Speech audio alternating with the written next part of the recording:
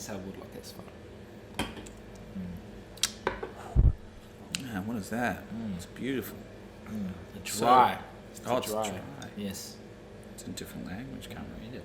Hey guys, it's Woodlock here, and we're just going to answer a few questions that people might want to know about us, because we're super interesting. Yeah. Yeah. What is your aim with your music? Mine's just entertaining.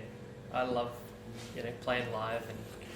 I like to make music that people really love, and affects a certain part of their life, and they like to come back to it. I like to write songs where people are like, wow, and it plays a part, and they can always re-listen to it. Make something unforgettable.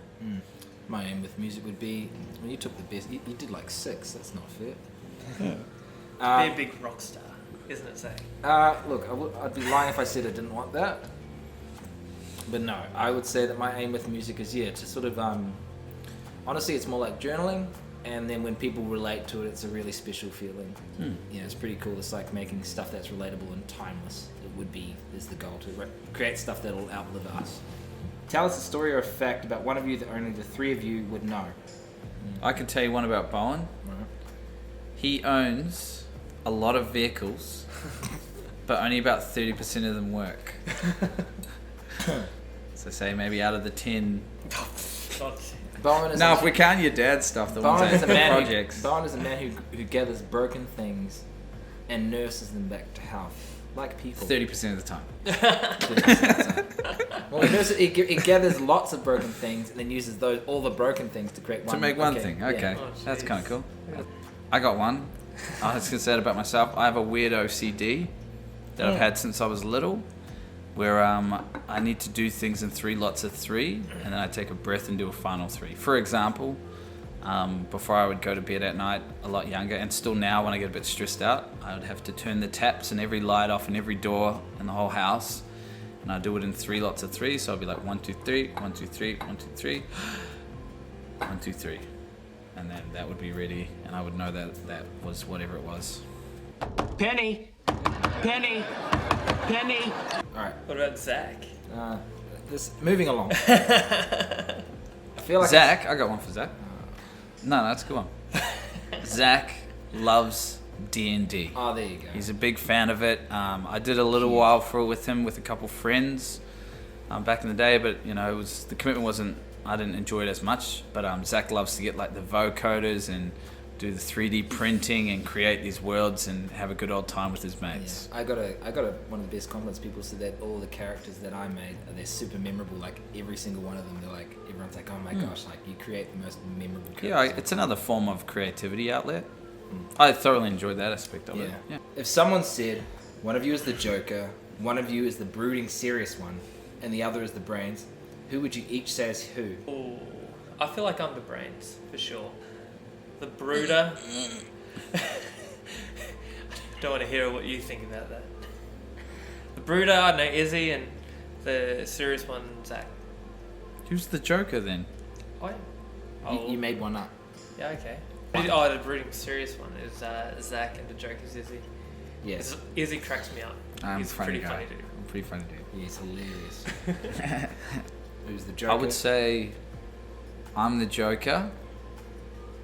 The brains, and I can be a bit serious. I'm a bit of everything in that one. I like to think. But we'll put you know what? Both of them can be quite brooding Izzy at is times. Woodlock, so he encompasses all 3 of those aspects. Both of them be quite brooding at times. But that's a weird question to ask. Personally, I think we all take different parts in it. Believe it or not, Bowen can be funny. I was gonna say, like, in all honesty, I feel like I take 2 of those. I feel like What one do you take? I take the brooding serious and brains, and then the Joker. They haven't really got one for Bowen. I feel like Bowen. There's one who smiles. It's about time. The positive vibes. It's about time he took a downside for that shit.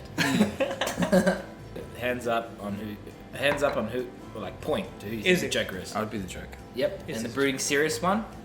I feel like it's you. Yeah. And then the brains. You know what? Sure. Yeah. Brains. He needs something. The positive vibes. There's a lot of brain cells in there. Yeah. He's definitely positive vibes, like 100%. It's definitely first memory of music, Bowen.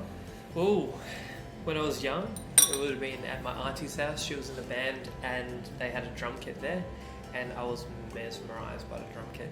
And all I wanted to do was play it really loud. For me, I had one maybe when I was a little bit younger, of my mum teaching me how to play guitar and teaching me a song called This Little Light of Mine. And I don't remember it so much, but I remember singing it with her and loving playing music with my mum. And then I had another one, which was the first time I cried to a song, and maybe I was 8 years old, and a song came on called Annie by Petra. Yeah. And it's about a girl, and it's too late for her, and everyone bullied her, so she committed suicide, and it's pretty rough. And I remember getting really super emotional about it as a kid, but not knowing why. And my mum told me, "It's just the music's touching you." You know, I can still hear her That's voice. exactly how she sounds. It's a the very spot on- music, it's a very touching spot on your interpretation. soul. My first memory of music would be our mum and our family friends gathering at their house, and we used to all sing together as a family, just these old church songs and stuff like that. And then the first song I can remember crying to, or one in particular, was I had a crush on this girl called Jessie, and I used to listen to Nelly Furtado's "I'm Like a Bird" and cry to that. You know this is going on the internet? Alright, just double check. I'm just trying to be open. Last thing you listened to and thought, wow, that's good. I think Izzy's been listening to a lot of Lewis Watson, so I've been listening to, because we share the same Spotify, and it's been so good. Yeah, no, I love Lewis Watson. I'm listening to a lot of Woodlock's new acoustic EP. Listening to a lot of that. I thought we would. I'm just being dumb. Yeah, but listening to that, so good. Yeah. So good. Yeah. But other music as well. Been really digging Honey, Riley Pierce. Have been listening to him a lot as well. He's a good dude as well, and his music's awesome. Last song I listened to and thought was like absolutely banger would probably be either St. Vincent Solid Gold or Sam Fender. Just this whole album really. It's a Yeah, great wow. album. Actually, if we're going by last song I listened to, and I thought, wow, that was a banger. It's a song, it's Justin Bieber and Chris Brown. And they're singing that, and it's like about the world. You will never go cold or hungry. I'll be there when you feel it down. What's that song? I don't know. That you know that you're always lovely. Yeah, keep going. One day. I don't know what the song's called now, and I feel like the chorus goes too long. It's a song by Chris Brown. It's that wow, it left him dumbfounded. He didn't even look up the name. I'll look it up. Next Did I to hear you, Justin Bieber.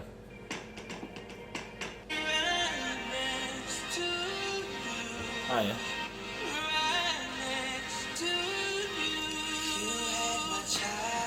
That's the one. Weird to come home 11 o'clock at night and that song's pumping, but I was like, it's a banger.